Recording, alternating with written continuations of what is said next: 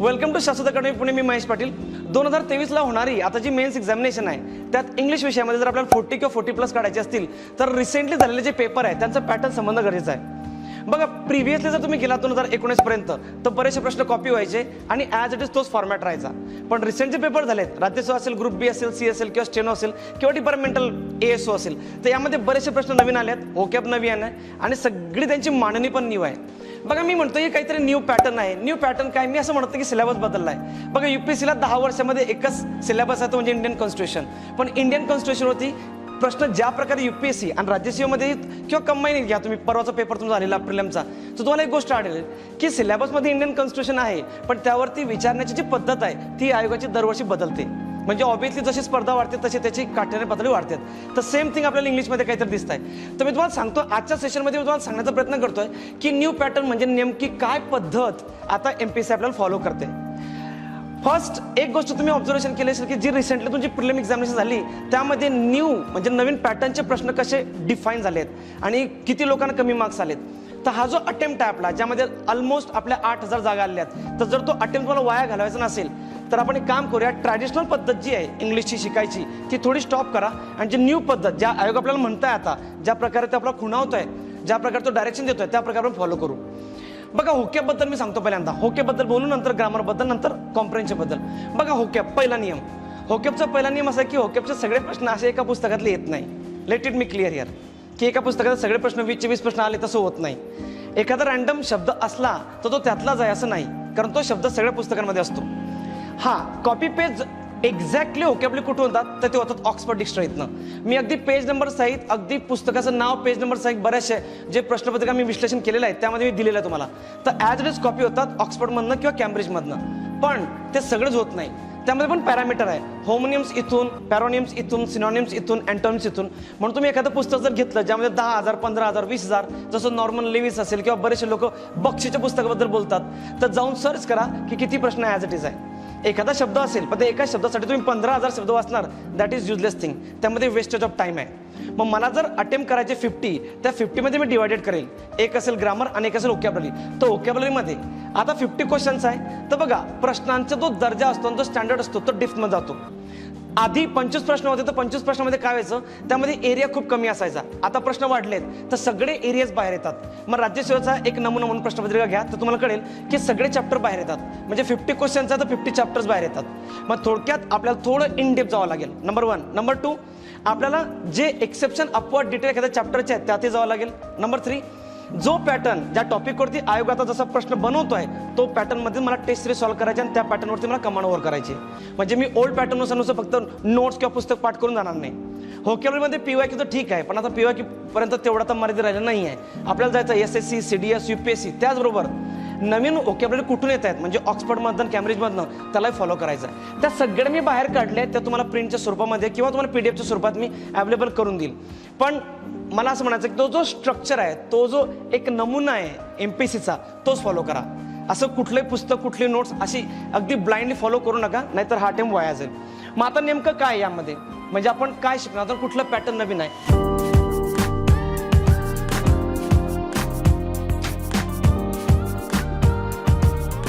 तर बघा, रिसेंट पॅटर्नमध्ये आयोगाने पहिला प्रश्न काय विचारला, राज्यसेवा 2021ला प्रश्न आहे आणि तो म्हणजे सेंटेन्स रिअरेंजमेंट. आता स्वतःला विचारा जरा की सेंटेन्स रिअरेंजमेंट चॅप्टर सेपरेट कधी कोणी केला आहे आणि त्यावरती प्रश्न येतोय. म्हणजे आता हे इंट्रोड्यूस झाला आहे. इव्हन जिरोर पुस्तकामध्ये सेंटेन्स एररमध्ये जर तुम्ही गेलात त्या चॅप्टरमध्ये, त्यात हार्डली 8 प्रश्न आहेत. म्हणजे आतापर्यंत आयोगाने 8 विचारले होते जुन्या काळात. पण आता हा प्रश्न जर तो विचारतोय तर मला काय करायचं आहे, जर त्याने सेंटेन्स रिअरेंजमेंटवरती प्रश्न विचारला आहे तर मी त्याची सुरुवात करेल आधी, आणि याला टुक्का नाही लागणार. तुम्ही जर असे टुक्के लावत गेले नवीन पॅटर्नला तर ते हार्डली तुमचे 30-35 अटेम्प्ट होतील आणि त्यात ना आता त्याला 20-25, आणि 20-25 मध्ये सगळी जनता असेल. म्हणजे स्पर्धक सर्वात जास्त 20-25 मार्क्समध्ये असतील. तुम्हाला पाहिजे 35, 40, 45. तर तुम्हाला पहिला पॉईंट काय हा, तर सेंटेन्स रिअरेंजमेंटवरती आपण स्टडी करूया. आणि हा जो प्रश्न बघा लुईस बर्लीचा, हा सेन्स ऑफ साईट, हा ॲज इट इज CDSचा प्रश्न कॉपी आहे. मग आपण काय करू, हा चॅप्टर करताना CDS आणि SSC त्यांचं पॅटर्न फॉलो करू. तर पहिला पॉईंट आहे की मला ॲड करायचा की सेंटेन्स रिअरेंजमेंटवरती आयोग प्रश्न विचारताय, त्याच्या ट्रिक्स काय आहे किंवा त्याचे कन्सेप्ट काय आहे, त्या कन्सेप्टवरनं मी यावरती प्रश्न सॉल्व्ह करेल. टेस्ट सिरीजमध्ये सुद्धा मला हे प्रश्न पाहिजेत. क्लिअर. बघा, दुसरा जो प्रश्न आहे तो सेम थिंग राज्यसेवेचा आहे आणि त्यामध्ये बघा आयोगाने कसा प्रश्न विचारला आहे. हा बघा, राज्यसेवा 2021चा प्रश्न आहे. हा प्रश्न आहे पॅरोनियमचा प्रश्न आहे. बघा, हा पॅरोनियमचा. आता पॅरोनिम्स म्हणजे काय की एक शब्द त्याचे अनेक मिनिंग्स, राईट, आणि त्याची मांडणी कशी केली आहे. म्हणजे सपोज हा एक शब्द आहे, याचे अनेक मिनिंग आहे. मग हा जो शब्द आहे तुम्हाला एखाद्या पुस्तकात तो असा मिळू शकतो की मी इथं लिहिलं एज हा शब्द आणि त्याचे मिनिंग लिहिल्या, ह्या 2-3 त्याच्या मिनिंग लिहिल्या, दॅट्स इट. पण ते युजफुल नाही आहे. युजफुल काय आपल्याला त्याची मांडणी कशी आहे, म्हणजे तो कसा रिप्रेझेंट केला आयोगाने, दॅट इज मोर इम्पॉर्टंट. म्हणून तुम्ही हे पाठ करून उपयोग नाही, हे वेस्टेज आहे. हे पाठ करून काय उपयोग आहे, तो अप्लाय कसा करतोय आपल्याला ह्या 2 वाक्यांना देऊन अजून तो खाली 4 पर्याय देतोय. याच्यात काय होतं, टाइम कन्झ्युमिंग आहे. मग असे प्रश्न जर टाइम कन्झ्युमिंग असतील तर माझे 50 अटेम्प्ट होणार नाही. जेव्हा माझे 50 अटेम्प्ट होतात तेव्हा माझा 40 किंवा 40+ स्कोर जाईल. आणि असे जर प्रश्न सगळेच असतील तर माझा अटेम्प्ट करण्यासाठी मला काय करायचं आहे, नंबर 1 याच प्रकारच्या टेस्ट सिरीज मी भरपूर सॉल्व्ह करणार. म्हणजे असे शेकडो प्रश्न मी सॉल्व्ह करेल. मग अशा टाईपवरती जेव्हा माझी कमांड येईल तर त्या केसमध्ये तेव्हा मी 40 क्रॉस करेल, राईट.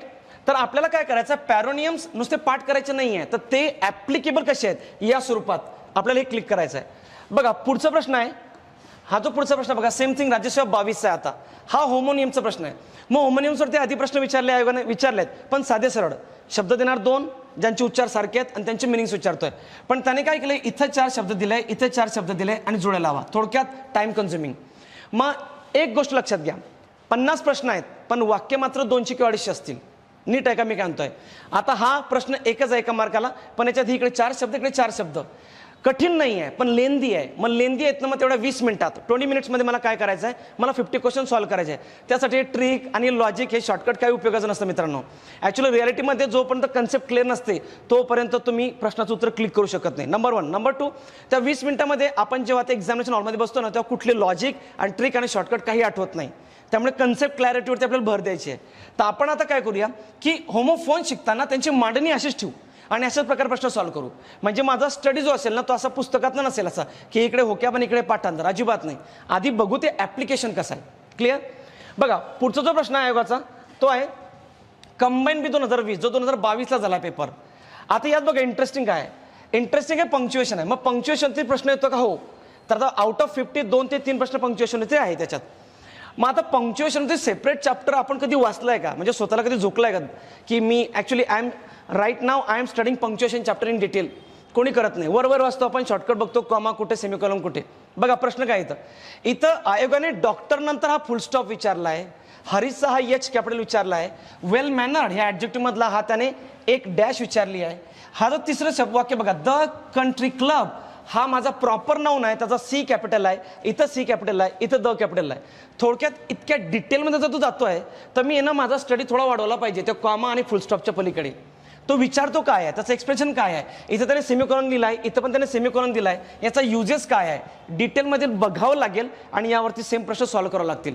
तेव्हा असे एक एक एक एक प्रश्न आपण प्लस होत 50 पर्यंत जाऊ. क्लिअर. बघा पुढचा नवीन काय विचारला त्याने, हा बघा कंबाईन बी 2020 म्हणजे 22ला झालेला पेपर आहे. हा तर आउट ऑफ सिलेबस, म्हणजे मी तर म्हणजे हा रिझनिंग लॉजिकल रिझनिंगचा प्रश्न आहे. हा ना नाऊन आहे ना ॲडजेक्ट ना ॲडव्हर्ब आहे. मग हे समजण्यासाठी ना तिथं कुठले शॉर्टकट ट्रिक नाही आहे. तुम्हाला या प्रकारचे प्रश्न जेव्हा तुम्ही असे प्रश्न सॉल्व्ह करतात 20, 25, 50 आणि तुम्हाला समजतं की आयोगाला काय एक्सपेक्ट आहे तेव्हा आपण हे प्रश्न डील करू. नाही तर तिथं वेळ जाईल, वेळ गेला अटेम्प्ट कमी. आता त्याच्यात काय होतं बरं, ऑड मॅन तर काय त्याने सीझन बघा, हा सीझन दिला इथं, हा सीझन दिला शब्द इथं, सेम थिंग इथं त्याने सीझन दिलाय आणि ते सीझन दिलाय. थोडक्यात मला जर हे कळालं कन्सेप्ट की आयोग कशा प्रकारे ऑड मॅन आउट म्हणजे ऑड सेंटेन्सची रचना करतो ते जर मला माहिती असेल तर या स्वरूपाचा प्रश्न डोळ्यासमोर आला की लगेच माझ्या डोक्यात क्लिक होईल की हे काहीतरी अपेक्षित असेल इथं. आणि तुम्ही ऑड सेंटेन्स असं कुठलं चॅप्टर नाही आहे सिलेबसमध्ये किंवा कुठल्या पुस्तकामध्ये, हे एक कॉमन सेन्सचा प्रश्न आहे. पण कॉमन सेन्स त्यालाच करतो ज्याला क्वेश्चन पेपरवरती होल्ड आहे. सिलेबस चारच शब्द मित्रांनो, 4 काय 5 शब्द. ते सिलेबस बघा UPSC मध्ये पण सिलेबस आहे. सिलेबसपेक्षा क्वेश्चन पेपर पॅटर्न महत्त्वाचा आहे, म्हणजे तो काय विचारतो. इंडियन कॉन्स्टिट्यूशन हे सिलेबसमध्ये आहे पण ते विचारलं कसं आहे that is more important than the syllabus. आता बघा इथं हे सीझन देतो, हे सीझन काय नेमकं काय, हा नाऊन आहे का ॲडजेक्टिव्ह का ॲडव्हर्ब का क्लॉज आहे, नेमकं काय विचारलाय हे आपल्याला समजून घ्यायचं आहे. मग असाच प्रश्न सेम आला की आपण लगेच क्लिक करू. क्लिअर. बघा पुढचा प्रश्न आहे आपला कंबाईन सी 2021चा. बघा आता हे काय करायचं, पुन्हा हे CDS पॅटर्न आहे. CDS पॅटर्न काय तर सेंटेन्स रिअरेंजमेंट. मग हे कठीण आहे का नाही, कठीण नाही आहे, सोपं आहे, पण याला वेळ लागेल. वेळ लागेल म्हणजे काय, मग याच्यात सोल्युशन काय, ज्या प्रश्नाला वेळ लागतो त्या प्रश्नाचं एकच सोल्युशन आहे. त्या टाईपचे प्रश्न मी शेकडो म्हणजे अगदी 100-200 सॉल्व्ह करेल तेव्हा मी त्या विषयावरती कमांड मिळवतो. राईट. मग आता हे काय, white are painting many people these days these there houses. मग आता हे करायला सोपं आहे पण टाइम कन्झ्युमिंग आहे. म्हणजे सेंटेन्स रिअरेंजमेंट आता आयोग विचारता आहे 2022 पासून, तर आपल्याला तो चॅप्टर करणं गरजेचं आहे. क्लिअर. पुढचं बघा, पुढचा प्रश्न आहे आयोगाचा आपला कंबाईन सी. बघा 2021चा पेपर आहे आणि हा आता तर पहिल्यांदा विचारला या प्रकारचा. बघा त्याने काय केलं, बेसिकमध्ये प्रश्न विचारला आहे. त्याने काय म्हटलंय हे बघा, SPOCA. ठीक आहे. त्याने विचारलं इथं डायरेक्ट ऑब्जेक्ट. बघा हे वाचा, ऑब्जेक्ट, त्यानंतर इनडायरेक्ट ऑब्जेक्ट, त्यानंतर कॉम्प्लिमेंट, ॲडव्हर्ब, हे पहिल्यांदा विचारलं आहे. आणि खाली त्याने ऑप्शन दिला बघा, CSA, म्हणजे त्याने जे कोड दिले ते, आणि हे जे वाक्य दिले युअर डॉटर इज प्रिटी, मग हे कॉम्प्लिमेंट आहे. He made his wife happy, हे ऑब्जेक्ट कॉम्प्लिमेंट आहे. हा डायरेक्ट ऑब्जेक्ट आहे, हा इनडायरेक्ट ऑब्जेक्ट आहे. थोडक्यात काय, तुम्हाला कॉम्प्लिमेंटवरती प्रश्न चेक करा, आयोगाचा आधी नाही आहे. कधी डायरेक्ट ऑब्जेक्ट इनडायरेक्ट ऑब्जेक्टवरती नाही आहे प्रश्न, एखाद्या प्रेडिकेटवरती नाही आहे प्रश्न. मग त्याने जर हे चॅप्टर बाहेर काढला आहे तर ऑब्विसली आपण फॉलो केलं पाहिजे. हे कॅम्ब्रिज पुस्तकातले वाक्य आहेत, हे त्यातल्या ॲज इट इज कॉपी केलेले आहेत. मग आपण पण तेच फॉलो करावं. That's it, very simple thing. म्हणजे मी खूप नॉलेज मिळवेल, नॉलेज इम्पॉर्टंट नाही आहे, त्याला काय रिक्वायर्ड आहे ते आपण फॉलो करू. क्लिअर. बघा पुढचा रिसेंट प्रश्न आहे आपला की ज्यामध्ये काहीतरी नवीन दिसत आहे, तो आहे आपला डिपार्टमेंटल ASO 21. बघा आता हा अफलातून प्रश्न आहे. हा यात काय नवीन विचारलं बघा, येतं point out the sentence in that has the correct spelling. बघा पहिल्यांदा असं आयोगाने विचारलंय. आधी आतापर्यंत इतिहासात असं कधी नव्हतं. स्पेलिंग म्हटल्यानंतर असंच काहीतरी शब्द दिले जातात, 4 ओळी शब्द असतील किंवा जोड्या लावा शब्द असतील, आणि तो choose the correct, choose the incorrect किंवा मिसस्पेल्ड किंवा करेक्ट स्पेलिंग असं विचारतात. पण त्याने काय केलं तर 4 वाक्य दिले आहे आणि ते 4 वाक्य वाचून तुम्हाला कुठल्या वाक्यामध्ये, म्हणजे कुठल्या वाक्यामध्ये स्पेलिंग रॉंग आहे ते सांगायचं आहे. मग तुम्हाला एक एक शब्द वाचायचा, मग शी, मल्टिमेटली, ह्या टर्ड, मग द, मग truth, while, dying, on the death bed. मग तुम्हाला कळेल की हा डाईंगचं स्पेलिंग चुकीचं आहे, त्याच्यात दचं स्पेलिंग चुकीचं आहे, त्याच्यात अल्टिमेटलीचं स्पेलिंग चुकीचं आहे. म्हणजे थोडक्यात टाइम कन्झ्युमिंग. मला तेच म्हणायचं आहे, कठीण नाही आहे पण टाइम कन्झ्युमिंग आहे. मग आपण जर याच फॉर्मॅटमध्ये शिकत असणार तरच 50 जाईल ना मी अटेम्प्ट करायला. म्हणजे स्पेलिंग काय, स्पेलिंग तर कोणीही करतं. अगदी तलाठी भरतीला 12वी वाले पण स्पेलिंग करत असतात. दॅट इज नॉट इम्पॉर्टंट की मी स्पेलिंग डोक्यात 4000 शब्द पाठ केले, युजलेस आहे ते. जर मी या टाईपचे जर 40 प्रश्न जरी सॉल्व्ह केले तरी हा प्रश्न माझा कव्हर होतोय. म्हणजे मला याच्यात लॉजिक डेव्हलप होत आहे किंवा मी याच्यामध्ये मास्टर होतोय. क्लिअर. बघा पुढचा प्रश्न आता रिसेंटली तो सेम थिंग डिपार्टमेंटल ASO 2021 आहे. हाय बघा अफलातून. आतापर्यंत असा प्रश्न कधी विचारला नव्हता आयोगाने. प्रश्न असा बघा, point out sentences which have the correct punctuation and Capitals. बघा करेक्ट पंक्च्युएशन्स अँड कॅपिटल, पंक्च्युएशन पण विचारलेत आणि कॅपिटल्स पण. आता कसं बरं होतं, इथं बघा द गंगा, इथं द चा T कॅपिटल पाहिजे, गंगाचा G कॅपिटल पाहिजे. इथे बघा दिलीप कुमारचं D कॅपिटल पाहिजे, K कॅपिटल पाहिजे. मग शेक्सपियरचा जो द मर्चंट ऑफ व्हेनिस आहे, मग आता द कॅपिटल पाहिजे. थोडक्यात पुन्हा ही टाइम कन्झ्युमिंग. मग आपण ह्या स्वरूपात नाही शिकवत होतो आतापर्यंत. म्हणजे मी पण 2019-20 पर्यंत जे काही शिकवत होतो तो ट्रॅडिशनल पॅटर्नमध्येच जात होतो मी, की हे ओके बाय आणि त्याचा मिनिंग आहे, दॅट्स इट, ओव्हर. पण तो मांडतो कसा आहे बघा. आता इथं कॅपिटलवरती प्रश्न पहिल्यांदा आला. हा त्याचं कॅपिटल पण ओळखायचं आहे आणि त्याचबरोबर पंक्च्युएशन पण ओळखायचं आहे. क्लिअर. तर हे टाइम कन्झ्युमिंग आहे, हे आपल्याला आधी सगळे डिफाईन करायचे आहे. बघा आता रिसेंट झालेला 2022चा पेपर हा तर समजायलाच वेळ जाईल तिथं, आणि नाही समजला तर लोक टुक्के लावतात. Very simple basic thing. बघा जो एक मॅक्झिमम जो वर्ग आहे ना, ज्याला पॅटर्न माहिती नसतो, ज्याला PYQ माहिती नसतं आणि ज्याला कधी टेस्ट सिरीज माहिती नसते, तो आउट ऑफ 50 20 ते 25च्या दरम्यान राहील. जी शहाणी लोक आहेत ते जातील 35 40 45. तर ते जाण्यासाठी हे समजणं आहे. बघा हे काय आहे आता त्याने म्हटलं इनकरेक्ट स्टेटमेंट. बघा फक्त स्टेटमेंट शब्द वापरला आहे, पण त्याने या सगळ्या खाली फ्रेजेस दिलेले आहे आणि त्या फ्रेजेस चुकवल्या आहेत. आणि ते त्यालाच समजेल ज्याला फ्रेज माहिती आहे, त्यालाच माहिती आहे, त्याला प्रोवर्ब माहिती आहे, आणि त्यालाच माहिती आहे की ते कसे मांडतो तो आयोग. म्हणजे आता इथं बघा त्याने म्हटलंय फेसिलिटेशन सेरेमनी, ते फेलिसिटेशन असतं, फेलिसिटेशन. त्याने ते चुकवली मुद्दाम. दुसरं बघा यामध्ये अंडर द इल्युजन, इथं अंडर द इम्प्रेशन पाहिजे, इम्प्रेशन. इथं पण बघा त्याने चुकवलं आहे. मोड ऑफ अडॉप्शन, इथं अडॉप्टेशन पाहिजे, अडॉप्टेशन. आणि इथं बघा हे असेंडिंग ऑर्डर, हे बरोबर आहे. थोडक्यात ज्याला फ्रेजेस आणि प्रोव्हर्ब्स माहिती आहे, त्याचं ऍप्लिकेशन माहिती आहे आणि हेही माहिती आहे की आयोग कशा प्रकारचे चुकवतो, त्यालाच हा प्रश्न क्लिक होईल. क्लिअर. आणि आता येतात रिसेंटला, आधी नव्हते, आधी असे प्रश्न नव्हते, नाहीच आहे, चेक करा, नाहीच असे प्रश्न त्यांनी हे आता बनवले आहेत रिसेंट पॅटर्नमध्ये. बघा पुढचा प्रश्न आहे आपला डिपार्टमेंटल ASO पुन्हा 2022. हाही प्रश्न बघा. आता ओक्याबद्दल म्हटल्यानंतर काही लोक खूप भाऊ करतात त्याचा. ते कुठलं तरी एक पुस्तक घेऊन येतात, नॉर्मल लेव्हलचं पुस्तक घेतात, पाठ करत बसतात किंवा ते बक्षीचं पुस्तक. होक्याबलरी तर बघा डिक्शनरीमध्ये पण आहेत. मग सगळ्या पाठ केल्या, सगळ्या पाठ केल्या तर सगळे येतील का उत्तर? नाही. व्होकॅब्युलरी इम्पॉर्टंट नाही आहे पाठ करणं, हे इम्पॉर्टंट आहे की ती प्रश्नपत्रिकेत कशी मांडली जाते आणि मी कसं त्याला ट्रॅकल केलं पाहिजे. म्हणजे मी 5000 शब्द पाठ केले, युजलेस आहे ते. मी फक्त 500च करणार. त्या 500 मध्ये इडियम्स किती, होमोफोन्स किती, पॅरोनिम्स किती, स्पेलिंग किती आहे, फ्रेजेस किती आहे, इडियम्स किती आहे, प्रोव्हर्ब्स किती आहे, हे सगळे पॅरामीटर मी कव्हर केले पाहिजे. कारण आता आउट ऑफ 50 सगळे पॅरामीटर विचारले जातात. म्हणजे असं नाही की 20 प्रश्न सगळे सिनॉनिम्सचे आलेत किंवा 20 प्रश्न सगळ्या होकॅब इडियम्सचे आले, अजिबात नाही. सगळं तो डिवाइड करतो 2 3 4 5, याचे 2 त्याचे 3 त्याचे 2. तर त्याचा स्टडी करायचा मला. तर बघा इथं त्याने अँटोनिम्स विचारलाय. असा पॅटर्न कधी आहे का? हा भारतात कुठल्याच परीक्षेत नाही असा. म्हणजे SSC असेल, CDS असेल, UPSC असेल, कुठलीही परीक्षा घ्या, हे त्याने बनवलंय. आणि वाक्य कुठले आहे? त्या कॅम्ब्रिजच्या पुस्तकातले ॲज इट इज. मग त्याने काय केलंय बघा, असे वाक्य दिलेत आणि तो म्हणतो वाक्यामध्ये असे 2 शब्द शोधा जे एकमेकांना सिनॉनिम्स आहे, एकमेकांना अँटोनिम्स आहे. मग आपण इथून आपण एक शाणे उचलतो की मला सिनॉनिम्स आणि अँटोनिम्स करताना कसे करायचे आहेत या स्वरूपात. मग आता हे कठीण आहे का? अजिबात नाही, सोपं आहे, पण हे टाइम कन्झ्युमिंग आहे. मग याला टॅकल करण्यासाठी काय, याच्यावरती वारंवार प्रॅक्टिस केली पाहिजे. ठीक आहे. आता बघा इथं काय, हे अर्ली आणि लेट एकमेकांना ऑपोजिट आहे. तसं बघा हा वाईज शब्द या फुलच्या ऑपोजिट आहे. तसं टॉप आणि बॉटम हे एकमेकांना ऑपोजिट आहे. त्यानंतर हे बघा पास्ट आणि फ्युचर एकमेकांना ऑपोजिट आहे. क्लिअर.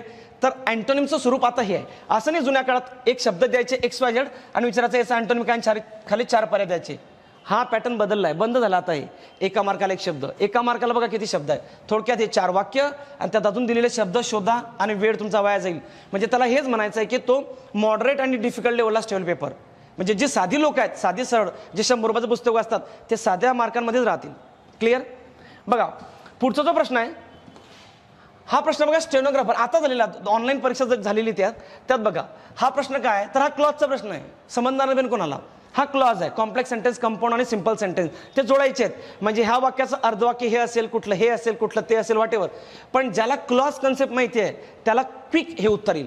मग त्याला माहिती आहे की जेव्हा असे 2 वाक्य येतील मग इथं क्लॉज किंवा कॉम्प्लेक्स कंपाऊंड सेंटेन्सचा रूल जर अप्लाय केला तर लगेच मग तो उत्तर निघेल.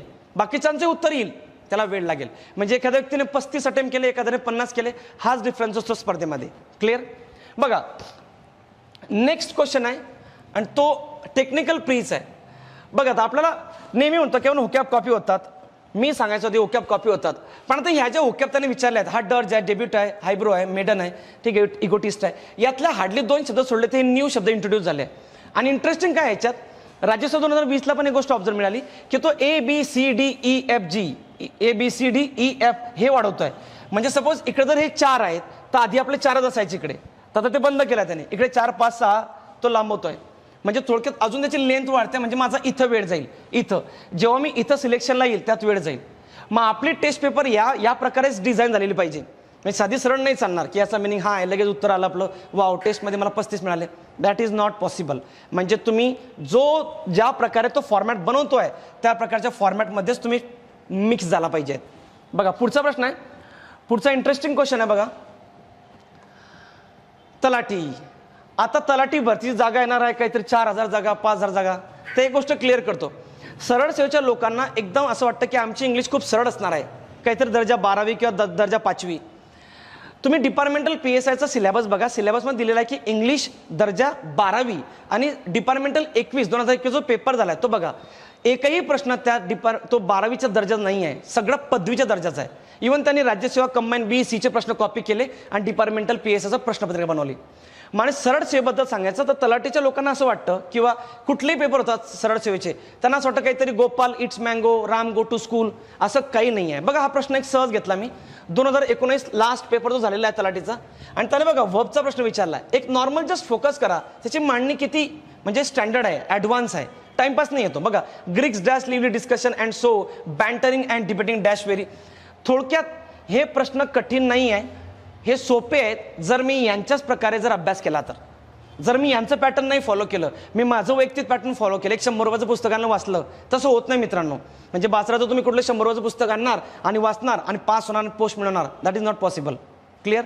तर थोडक्यात मला काय सांगायचं आहे बघा, एक गोष्ट तर क्लिअर करतो, ते म्हणजे कुठली, सिलेबस बदलला नाही आहे किंवा वेगळं काही नाही आहे, फक्त प्रश्नांची मांडण्याची पद्धत बदलली आहे. मग ती जर मला समजून घ्यायची तर रिसेंट पेपर घ्या आता झालेले. हे जे 7-8 पेपर आहेत ते सगळे बाहेर काढा. 2021, 22ला आणि 23ला जेवढे आलेत पेपर, डिपार्टमेंटल असेल किंवा आपले रेग्युलर असेल, ते बाहेर काढा. त्यात बघा की नाऊनवरती कुठला प्रश्न आहे, ॲडजेक्टिव्हवरती कुठला आहे, ॲडव्हर्बवरती कुठला आहे, होकॅब कशा मांडल्यात, किती कॉपी झाल्या आहेत, म्हणजे तुम्हाला रियालिटी कळेल.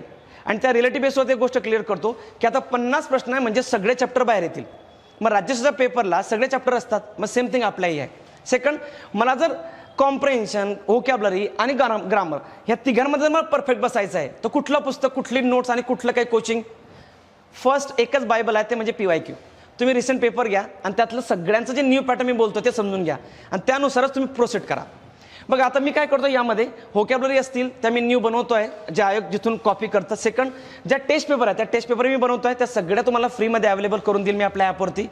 पण करत असताना आता इथून पुढे स्टडी करायचा तुम्हाला, तर तुमची स्ट्रॅटेजी ही PYQच्या नवीन बदललेल्या पॅटर्ननुसारच असली पाहिजे.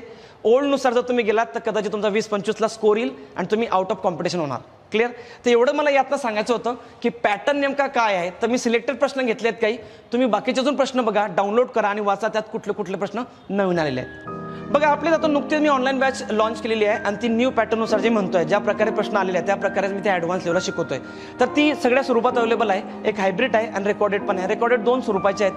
तुम्ही कुठली बॅच जॉईन करू शकतात किंवा तुम्हाला नाही शक्य असलं तरी टेस्ट सिरीज तरी तुम्ही डाउनलोड करून सॉल्व्ह करा, कारण सगळ्या टेस्ट सिरीज मी त्या स्वरूपात बनवतोय ज्या स्वरूपामध्ये आपले आयोग रिसेंटली विचारत आहे.